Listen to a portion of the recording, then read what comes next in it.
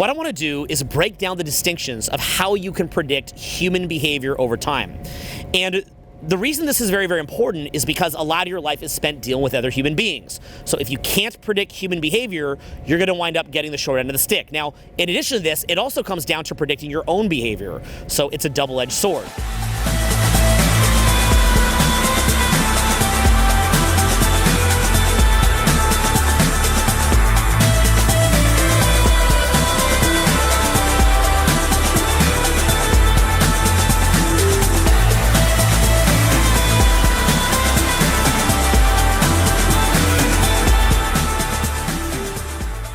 Now, I'm to the point where I could be in a seminar room and I can probably predict how the person ranks their status out of 10, probably how many different romantic partners they've had, how much money they make, different beliefs that they have. And I'm a pretty good cold reader like that, and I've just got that for many, many years. But in truth, there's many people that are polished cold readers that can tell you things about yourself that will blow your mind. So if you see me doing cold reading on people, it's pretty trippy, it's like pretty epic, but in reality, I am like a small fry compared to people who do this at a very, very high level. But I'm gonna teach to you my small fry level, which is still pretty epic.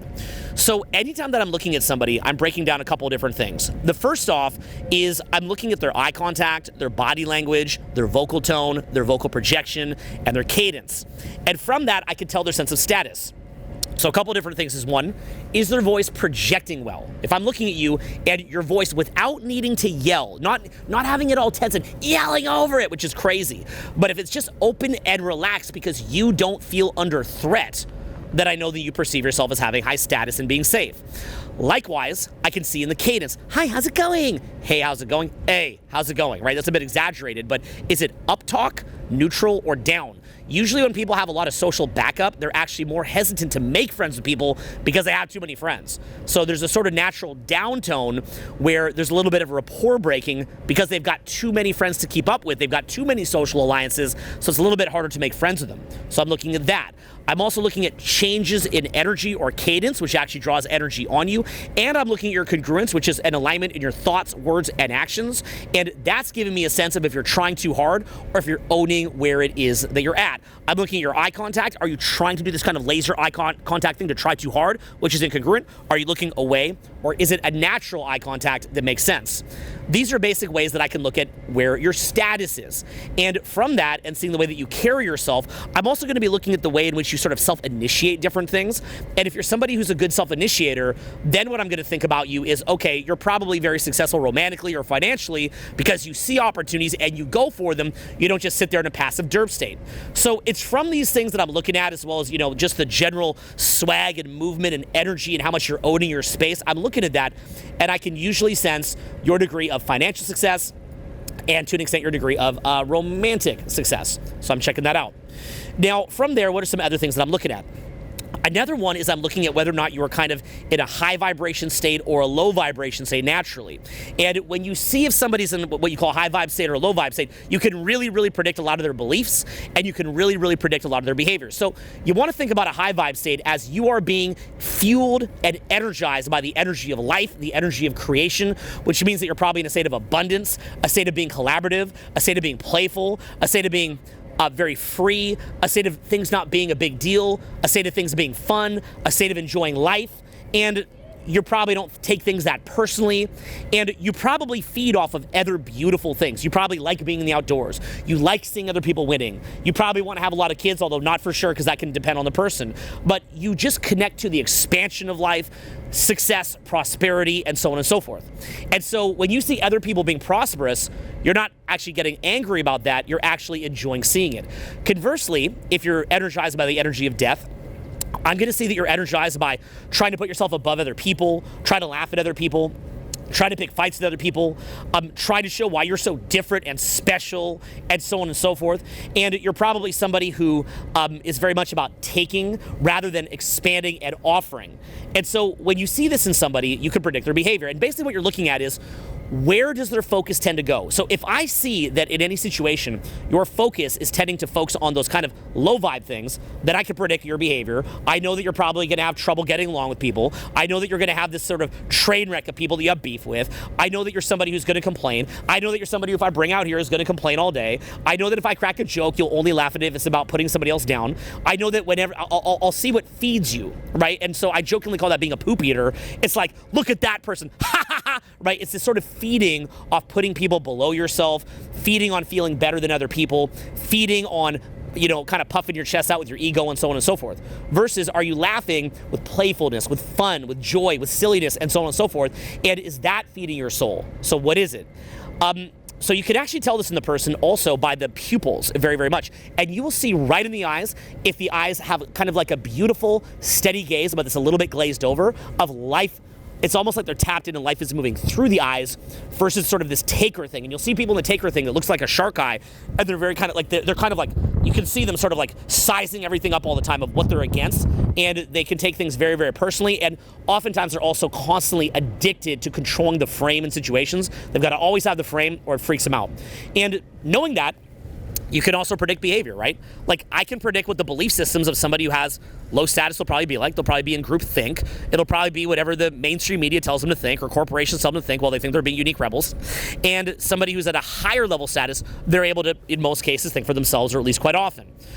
Likewise, somebody who is positive or negative, you're going to be able to predict their opinions and what they're going to think and what they're going to do. Okay, you're just going to have a sense of that. So these are different things that you can predict. So when you're looking at somebody, you can see that. You could also look at people and see, are they more formal or are they more, spontaneous? That's another thing. So for example, some people would like my videos that are very, very well structured.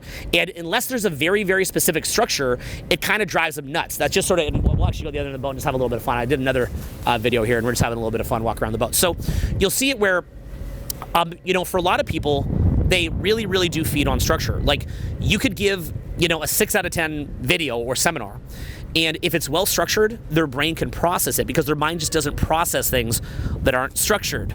So that's just kind of where that. Where's my 5 dog? So other people, they learn a little bit more free associatively, and they learn from energy. So you'll see me do different speeches where I do these kind of like, sort of off the wall imitations, and I'm yelling and I'm hooting and hollering and I'm emoting a lot. And somebody who's structured sees that, and you're predictably going to see they're going to get nothing out of that. They're just like, what did I just watch? Conversely, people that are more free associative and more energy oriented, they actually experience knowledge through a sort of a transmission of that energy. Now, some people might go as far as to say that the more structured is a bit more low vibe because it's more about taking and kind of putting things in the box. Hey.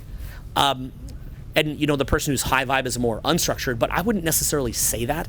I think that can be the case sometimes, but I also think that other people could just kind of learn in different ways. So it just sort of depends. So I try to mix up my content, some of it to be highly structured, and some of it not to be that structured. For example, when I do free events, I'm going to be doing free events for the foreseeable future.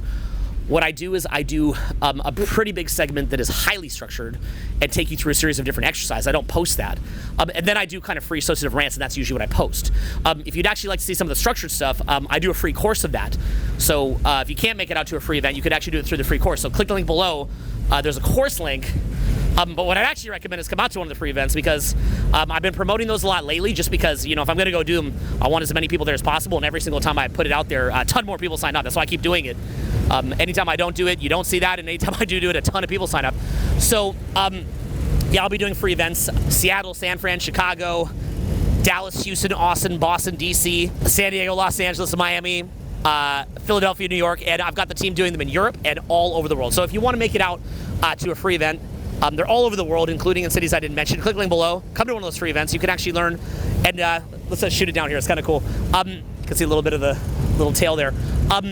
You can actually come out and you can learn both in a structured way and free associatively at the event itself. So just go sign up now and jump on it. We'll meet in person. I'll show you the different ways. But also, if you actually jump on the course, you can actually see me teaching in a very structured way. Okay, so it's just piece by piece by piece by piece. I like to do both. It's funny though, because a lot of people, I just like to move around just for the fun of it, take on the adventure. You'll see that a lot of people, somebody who is more energy focused, they can really, really struggle with anything that's a little bit too formal because they perceive it, you just pop through, they perceive that as being boring. And somebody who is very, very structured, they see something more energy focused, so more of a transmission, and they tend to see that as like, what did I just watch? I got nothing out of that, even though there's tons and tons and tons of information in it. So there really is sort of like an art form in both, right? There's an art form in, me laying out a clear set of different criteria that you can learn from, but there's also an art form in saying, look at the pink sunset behind my head. Somebody who's in a more formal headspace, they're like, why do I care about the pink sunset? Give me the information, because I'm like, I need, what is a pink sunset? Where somebody more energy focused, they're more expanding out, and so they feed off the freaking pink sunset. But somebody who's not in that mode is like, why? Like, why don't you just get fed from money and like stuff? But then somebody in a more energy mode, and things more practical, somebody in a more energetic mode is like, well, when I'm in a great state, I actually wind up making more cash.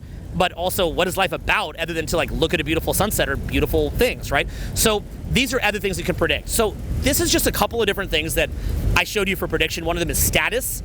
Another one of them is high vibe or low vibe, or what the person feeds off of. Another one is formal or informal. These are basic different things that you can look at. And the cool thing is, as time goes on, you know what it is that people are going to do. And so now you're bringing somebody into your life, and what winds up happening is, let's say that you make a hire in your business, or let's say that you go work for some boss, or let's say that you take on a client, or let's say that you bring in a significant other. You can predict what it's going to look like. I need to know this because in my case, I like to do a lot of really, really fun stuff. Like, I'm really about creating like that, like heaven on earth type vibe. Like, I'm always just looking for that next adventure. And I understand that if somebody's addicted on, trauma and negativity and whatnot, I know that when I take them out here, they're not going to be able to resonate with it. It's too high paradigm for them. They can't let it land, and they're just going to complain. And I can predict that, then they're going to say things like, say it's a romantic partner, they're going to say like, well, we were out there on the boat, but was it intimate? Was it truly intimate? And they're going to create these things that are like bumping the goalpost. Like there's no clear answer to it. It's vague, so you can't really answer. It's like, but I stared in your eyes for X amount of minutes, but was it intimate? I took you on a boat, I could have been doing anything. But do you really care, right? Looking for these weird, like no concrete answer, can't defend yourself, and just say anything to be able to justify not being able to enjoy being on the boat, then flip out, then you've got to go appease them, then you feel bad, you don't get your work done, now you're mad at them. I've had many experiences like that. And over time I began to realize, wait a minute, this is somebody who maybe is dealing with trauma. And that's another predictor, is you start to see if somebody's been traumatized. And a big thing there, by the way, I'm kind of adding a little bit more here, but a really, really big thing there is, and we'll do one last little walkthrough here. Where's the bag? Back over there? Okay, so what winds up happening in those cases, let me get this for you. We'll just catch one last walkthrough here, kind of like little impromptu style videos. What'll happen in those cases, like for example, another one just predict, like I said, is trauma. If you wind up, getting romantically involved with someone who has trauma, or business involvement or friendship, you're gonna see that too, right? Like, what if somebody has a trauma where they were abandoned as a child, say by their father, and now they have, male abandonment issues, right? And then let's say that you're the kind of person who has high boundaries and won't tolerate bad behavior. Well, now they can actually sense that they could trigger you into abandoning them because you actually have boundaries. So then they're going to gravitate to you. So it becomes another predictor, right? You think having boundaries is attractive, and it is, but the downside is that having boundaries can also attract people who have abandonment issues because they know that you have a boundary and that you'll pull their card. And then they'll come back really, really sweet and get you to take them back, and then you do it again. It becomes a dance. So that's another one as well, is trauma. And generally speaking, somebody who has unresolved trauma, it's very, very tough for them to be in a business relationship or things like that. I've worked with people who have trauma around feeling disrespected, and just randomly they'll say, "But you don't respect me," and I'm like, "But I do. I mean, I work with you. I love you. Like, I have like bro love for you. Like, why are you saying that? But do you really respect me? Yes, I really respect you. But why? But why? And you'll see that as well, where it's this kind of unresolved trauma where the person hasn't resolved that, and then they'll keep putting themselves in this position to kind of keep doing this again and again and again and again. Okay, so that's another thing you can predict. Or, like just kind of adding a little further, another one would be, say, in relationships, where you can start to predict over time that what's going to happen is that the person initially is into you and they treat you really well initially. I'll just leave this right here for a second. They'll treat you really, really well initially, But then what happens over time is because you're now monogamous with them, they start to wonder, and I'll just sit here, they start to wonder if you're really that cool. Like, well, why would you be monogamous with me? I mean, if you're the really high status person, you just play the field. You're like, I kind of just like you. I'm actually having fun, and I want to have a higher degree of intimacy, right? And then because of that, then they start to test you constantly, and then they can test you again with like little random kind of vague things. So you can start to predict that, and then let's say for example that somebody's testing you like that, and they're like, well, are you really intimate, or like, do you really care about me? Or they start like yelling at you and things, and you're thinking, oh, I have to resolve that at the level of content, right? Like, oh, I've got to answer the question. When in reality, that person could be testing you for that initial status issue. You see that? So you've got to understand, is somebody coming at you where their opinion and their viewpoint and the way they're interacting with you is based not just necessarily on content or accuracy, but based on status? Are they coming at you and interacting with you based on high vibe or low vibe that is just in them? It's an energy in them that is running them. Are they... That says yes. That was so crazy, bro. Oh, look at this. We're coming in the port. So, are they coming at you there, right? So you're sitting there. How do you like it, buddy? Here, come here. Come see the port. So, so you've got to understand if they're coming at you, are they really coming at you in good faith, or is it like, well, I'm just at this status, so whatever path you're suggesting, it defies my status map of where I can go. Or say that you actually see the world through your own eyes, see the obvious lies, like, for example, the mainstream media, and they're like, no, I am pre-programmed to only believe this. I can only think within this bandwidth because I'm unsafe if I don't align to the tribe. So it's like you're not dealing with them in good faith, because what's happening is you're dealing with them through their status issues, where they can't see the world through their own eyes. They can only see it through the collective consensus opinion. You're not dealing with somebody in good faith. You're dealing with them through this prism of their low vibration energy. Maybe you're dealing with them through their ego, like they've got to be better than you. Maybe you're dealing with them through their trauma, right? It's not really a good faith thing. It's not a real conversation. Maybe their trauma keeps coming up again and again. You're trying to manage it. Maybe you're interacting with them through the fact that they're just testing on your status because romantically they need to get verification again and again that you're that high level person. So you've got to distinguish the content that you're responding to when you're dealing with somebody from what it is that they're dealing with, and you've got to be able to predict where it is that they're coming from. And if you can do this, your life can be a lot better. But you've got to understand that, and ultimately, life could be a heaven on earth or a hell on earth, and you've got to get yourself around people that are actually operating at that level where it could be a heaven on earth. This is why I keep saying a major reason that I do these videos is because I want to get around people that are aimed in that direction. So I do a private group, I do a private mentoring group, and I want to be around people that are a good fit for that group and who are coming from that space that want to be successful in entrepreneurship, want to be successful socially, want to be successful spiritually, but actually feed good energy into each other. And the only way that group works is if there's great people in it and it's very well screened. So if you think that you're somebody that could be a part of that group and add to it, or if you're not there yet, but you believe that you could become that within the group and the group could actually take you on board and help you, and then you can add back into it, click the link below and we'll start that conversation. In the meantime, I'm actually going to hop off. It's my first time in the San Juan Islands, and I'm actually just going to go check it out. This is kind of a great way to end the video. First time out here. And it reminds me a little bit of Catalina Island in California, but it's a little bit like the West Coast version. So I'll kind of just let this roll out. You could even turn that light off and you could just point it at there, and we'll let it roll off a little bit with that.